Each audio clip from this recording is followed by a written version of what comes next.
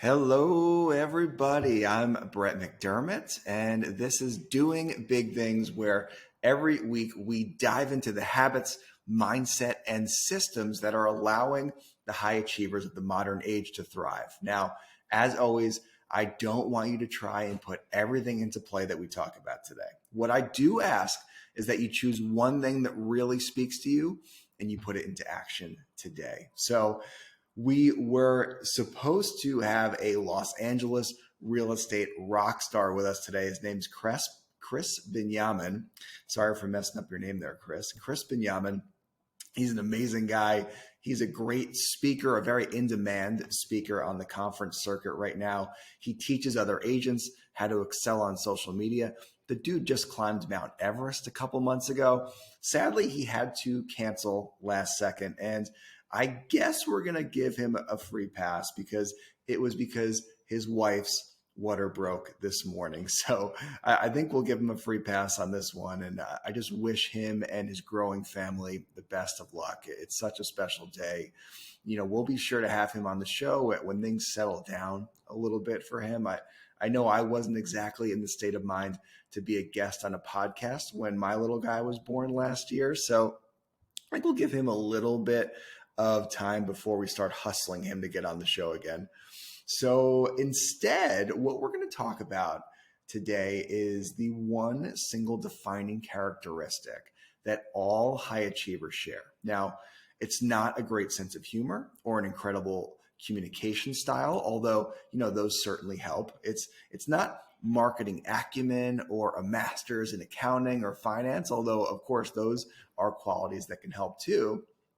The characteristic that I am talking about today as the one single defining characteristic among all high achievers is great work ethic. All extremely high achievers have world-class work ethic and discipline. I mean, it's impossible to do big things in this world without those qualities. There are seemingly limitless amounts of distractions and easy pleasure buttons all around us. If we aren't strengthening our work ethic and discipline muscles on a daily basis, we are almost certainly destined for ordinary, mundane existences. Now, I think anyone here listening, that's not what they want. That's not what I want. And between TikTok, doom scrolling, there's a new marijuana store on every corner these days. Netflix is releasing amazing content every other day.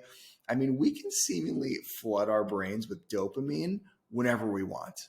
So today we're going to go over 5 different ways to build legendary work ethic. Now, hopefully at the end of this episode, we'll all be able to squeeze a little bit more juice out of our days. All right. The number one way to build legendary work ethic is to make a plan every single day. Now, it's pretty hard to stick to a plan if you don't even have one, right? So what I found is that high achievers, they know what they want to accomplish every day. And this lack of ambiguity really allows them to jump out of bed in the morning and take action right away. So let's make it a habit. Every evening, let's list out the 5 or so things that we want to accomplish the next day. Maybe it's hit the gym. Maybe it's call your mom. Maybe it's spend 30 minutes writing out the business plan for the new banana stand you want to open. I don't care. Whatever it is, let's make sure to write it down the night before. And just to kind of take a little bit of a tangent here and, talk about my own, experience with work ethic and discipline. I got to be honest with you guys. It's not a quality that's really come natural to me. I mean, my upbringing, I had an incredible mom and she just bathed me with love. I mean, every single day she really was an incredible mother and she really instilled a lot of self-belief in me. So I don't think self-belief is not a category that I lack in, but I will say she didn't really instill too much work ethic. I didn't have too many chores. I was pretty much spoiled from the day I was born. I didn't really get the whole, you got to work for what you want in life. So, it's been a process and it's still a process for me to this day, building work ethic, building discipline. And I think, for a lot of us, we don't come out of the womb, these incredible, work ethic demons that can just work 14 hours a day. Some people do, good for them. That's not me. I don't think that's a lot of us. And I think it's a skill that we can develop over time. All right, jumping back in, the number 2 way to build legendary work ethic is to make and keep promises to ourselves on a regular basis. Now, certainly this is similar to number 1, but it's a little bit different. So hang with me.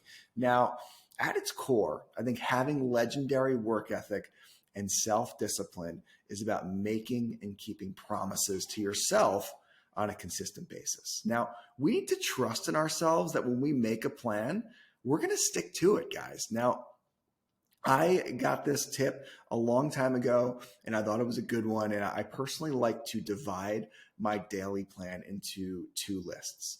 There's a to-do list, and then there's an I will list. I know, sounds a little woo-woo, right? But just hang with me here.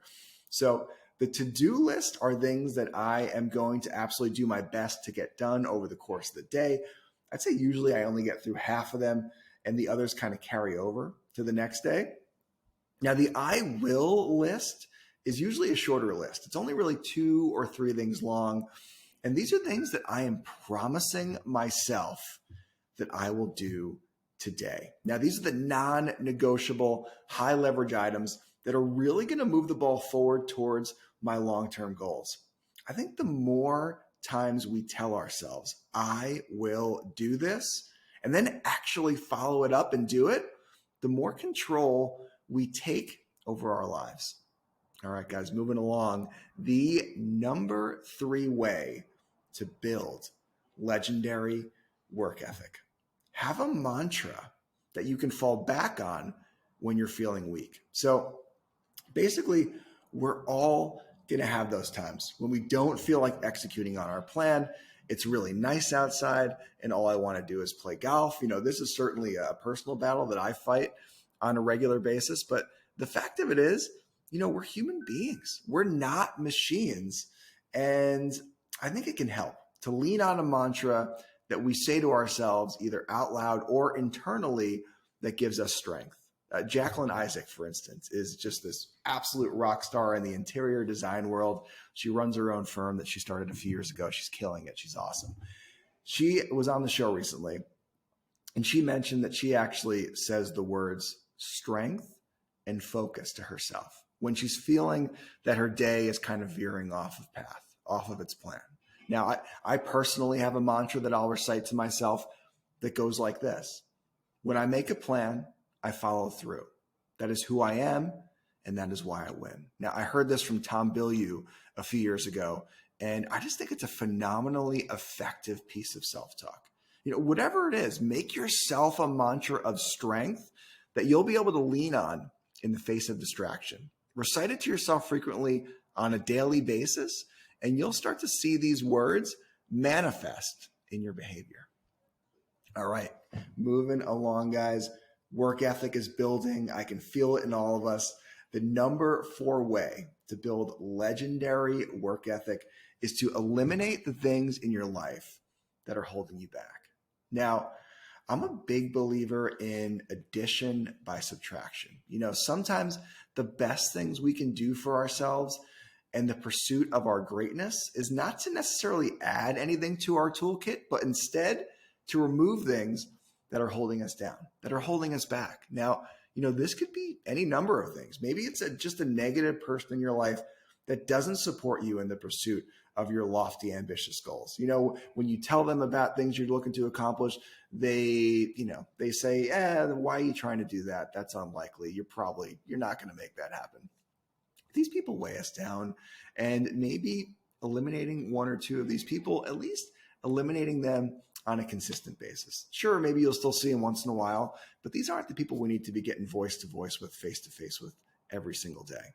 Now, I think that it could also be a substance, right? It could be alcohol or marijuana or something that's consistently numbing you and keeping you from operating in peak state on a daily basis. It could even be, a so-called fun hobby that maybe you've developed an unhealthy obsession with that's consistently taking your focus away from the important things in your life. The first thing that comes to mind in this category for me and my personal journey is alcohol. Now, I stopped drinking about 4 years ago at this point, which is crazy to even say out loud. And I've got to say, anyone out there who kind of has this internal feeling that booze is holding them back from being their best person, they should commit to 90 days alcohol free and just see as an experiment how it changes their outlook on the substance. Now, 4 years ago, I had gained some weight. Overall, I just wasn't feeling very focused and determined on Monday mornings after a full Sunday of drinking beer and watching football with the boys.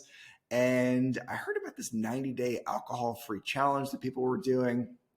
I don't know where I heard of it. I think it was Instagram or Twitter or something.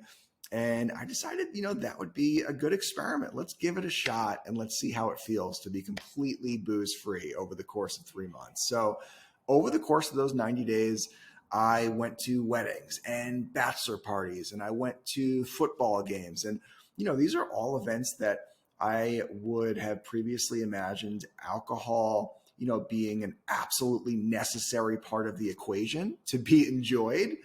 But what I found was that I was having just as much fun, if not even a little bit more fun at these events without the booze involved. I realized, it was never the alcohol that really brought the joy. It was the human connection. It was the music. It was the energy. It was the atmosphere that was really at the source of the happiness associated with these events. So, well, I don't want this to be a, anti-alcohol rant, by the way. I did not make number 4, legendary work ethic comes from stopping alcohol. That was not the point of, this specific hack here. But, I do think that, there is probably something in all of our lives that we can eliminate that's dragging us down.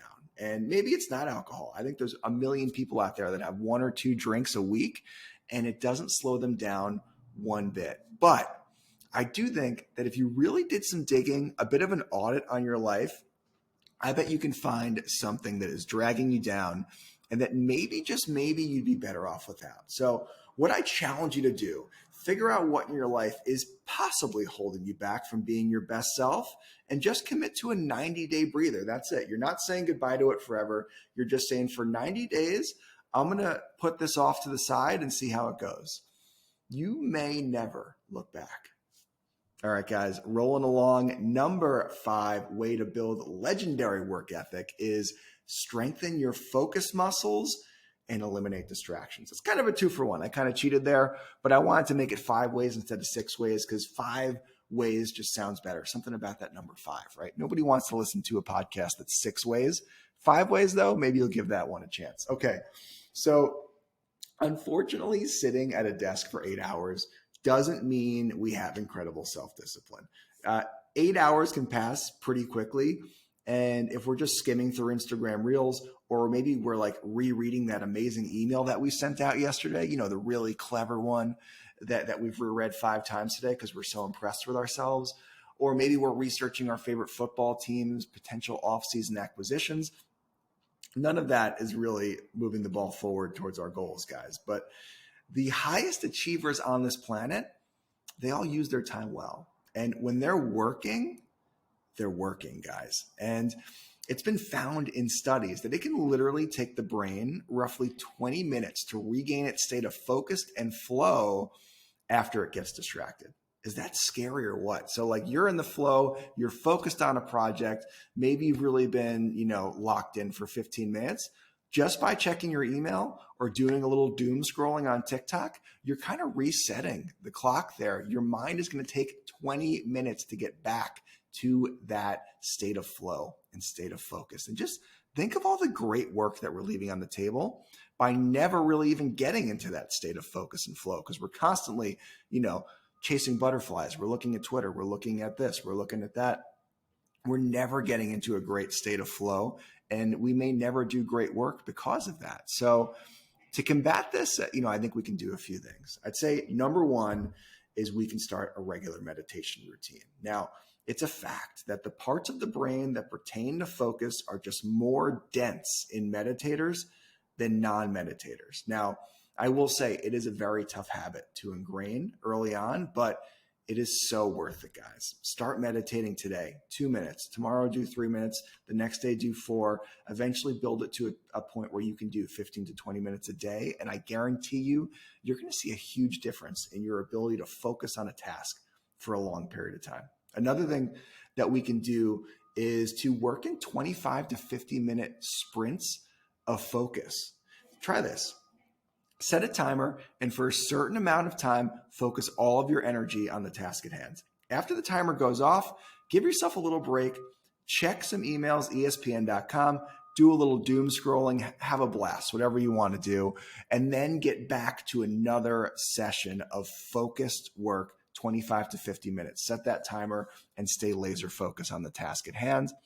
And I think just one more thing we can do is just eliminate distractions. I personally use an app called Freedom on my phone that allows me to block myself from using social media and going on other distracting websites for certain amounts of time. I found it to be invaluable when I'm at the office and focusing on my high leverage tasks. All right, guys, there you go. Whole episode, 16 minutes. You're out of here. 5 ways to develop a legendary work ethic. Now, I hope you all really enjoyed listening to it as much as I enjoyed researching it and making the episode. And as always, of course, I would greatly appreciate it if you could leave a review or a rating on whatever amazing platform you're joining us on today.